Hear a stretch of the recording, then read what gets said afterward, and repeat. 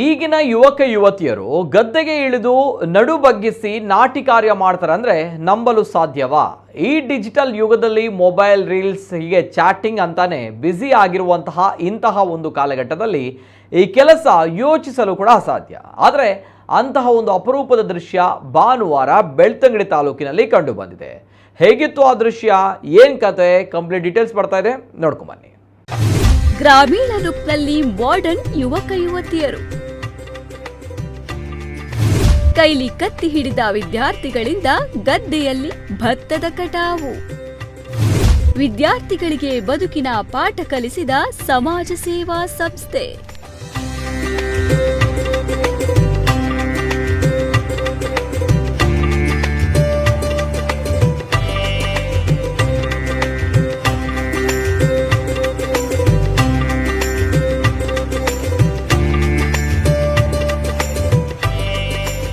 ಗ್ರಾಮೀಣ ಪ್ರದೇಶದವರಂತೆ ಡ್ರೆಸ್ ಮಾಡಿಕೊಂಡು ಕೈಲೊಂದು ಕತ್ತಿ, ತಲೆ ಮೇಲೆ ಮುಟ್ಟಾಳೆ ಹಾಕಿಕೊಂಡ ಇವರೆಲ್ಲರೂ ಮಾಡರ್ನ್ ಯುಗದ ವಿದ್ಯಾರ್ಥಿಗಳು.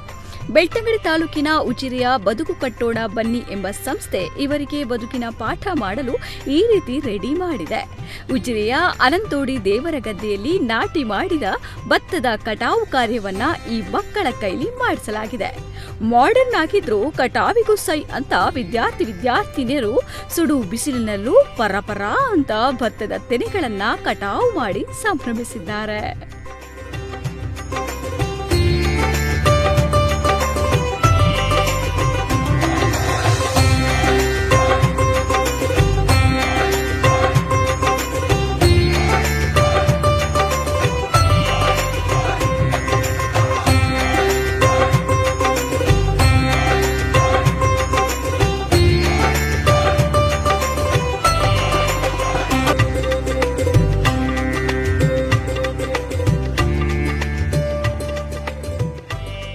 ಇದೊಂದು ವಿಶಾಲವಾದ ಗದ್ದೆಯಾಗಿದ್ದು ಸುಮಾರು 4.5 ಎಕರೆಯಷ್ಟು ದೊಡ್ಡದಾಗಿದೆ.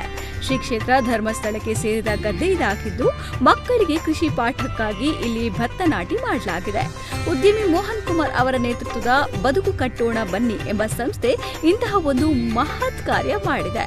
ಈ ಗದ್ದೆಯನ್ನ ಉತ್ತು ಬಿತ್ತು ಗೊಬ್ಬರ ಹಾಕಿದ ವಿದ್ಯಾರ್ಥಿಗಳು ಇದೀಗ ಗದ್ದೆಯಲ್ಲಿ ನಳನಡಿಸುತ್ತಿರುವ ಭತ್ತದ ತೆನೆಯನ್ನು ತಾವೇ ಕಟಾವು ಮಾಡಿ ಸಂಭ್ರಮಿಸಿದ್ದಾರೆ.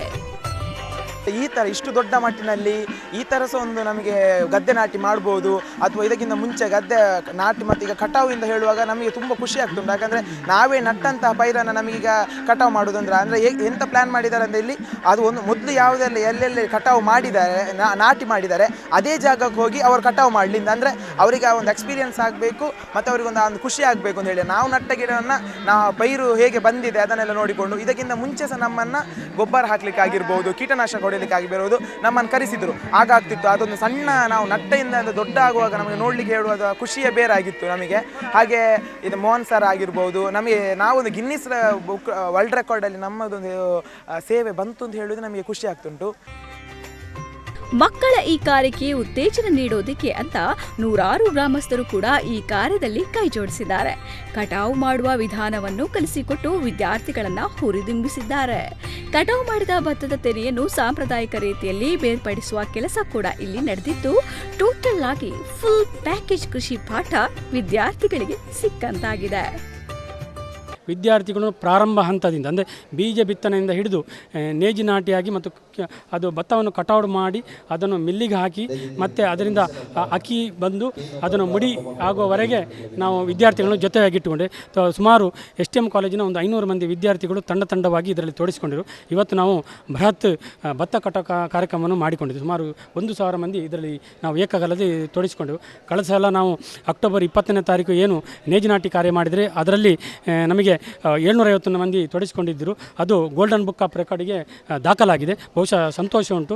ಅದು ಕೂಡ ವಿದ್ಯಾರ್ಥಿಗಳೇ ಇದರಲ್ಲಿ ತೊಡಗಿಸಿಕೊಂಡದ್ದು. ಯಾಕಂದರೆ ನಮ್ಮ ಬೆಳ್ತಂಗಡಿ ತಾಲೂಕಿನ ಗ್ರಾಮೀಣ ಭಾಗದ ಇರುವುದು ಇಲ್ಲಿ ತುಂಬ ಕೃಷಿ ಜಾಗಗಳುಂಟು ಮತ್ತು ಅಡಿಲು ಬಿದ್ದ ಗದ್ದೆಗಳುಂಟು. ಯಾಕಂದರೆ ರೈತ ಈಗಿನ ಕಾಲದಲ್ಲಿ ಕೃಷಿ ಮಾಡಲಿಕ್ಕೆ ತುಂಬ ಕಷ್ಟಪಡ್ತಾನೆ. ಯಾಕಂದರೆ ಆರ್ಥಿಕವಾಗಿ ಅವನಿಗೆ ಕಷ್ಟ ಉಂಟು. ಯಾಕಂದರೆ ಅದರಲ್ಲಿ ತೊಡಗಿಸ್ಕೊಳ್ಬೇಕಾದ್ರೆ ಒಂದಷ್ಟು ಜನಗಳು ಬೇಕು ಮತ್ತು ಈಗ ಜನಗಳು ಯಾರು ಕೃಷಿಗೆ ಸಿಗ್ತಾ ಇಲ್ಲ.